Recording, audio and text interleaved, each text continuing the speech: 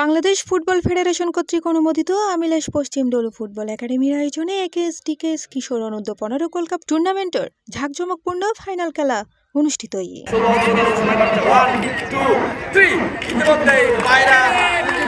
রং বেরঙ্গের পতাকা, দৃষ্টিনন্দন সজ্জা, আতশবাজি এবং জাতীয় সঙ্গীত সুরে মুখরিত উড়ে পুরো আয়োজন, যার মধ্য দিয়ে ফাইনাল খেলার শুভ সূচনা হয়।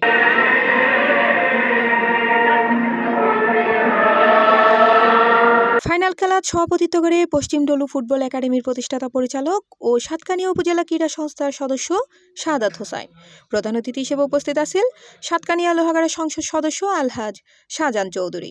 এই যে পার্লামেন্টে প্রথম অধিবেশনে প্রথম বক্তব্য, এটা তো আমার মনে হয় আপনারা যারা আছেন পার্লামেন্টে কয়জন বক্তব্য রাখছেন।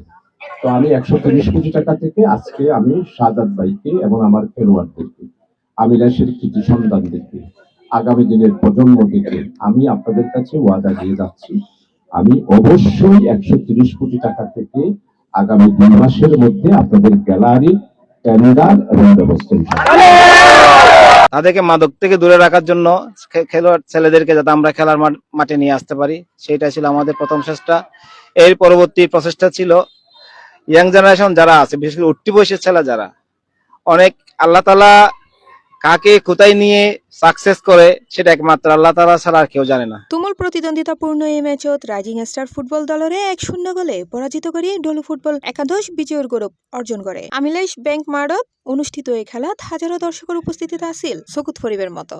দর্শকলে উপভোগ করে কিশোর খেলোয়াড়ালর চমৎকার ফুটবল নৈপুণ্য ও কৌশলগত খেলাগিন।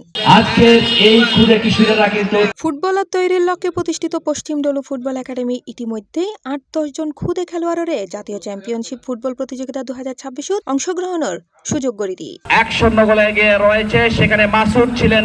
খেলা শেষে প্রধান অতিথি বিজয়ী ও রানার আপ উভয় দলের মধ্যে পুরস্কার বিতরণ করে এবং বিজয়ী দলের হাতত ট্রফি তুলে দেয়। পাশাপাশি ও সরকারি বরাদ্দের মাধ্যমে মাঠ সংস্কার, শৌচাগার নির্মাণ এবং গভীর নলকূপ স্থাপনের আশ্বাস প্রদান করে। সেখানে আক্রমণ করছেন 10 নম্বর যাচ্ছি Mamun. C plus TV, Chittagong.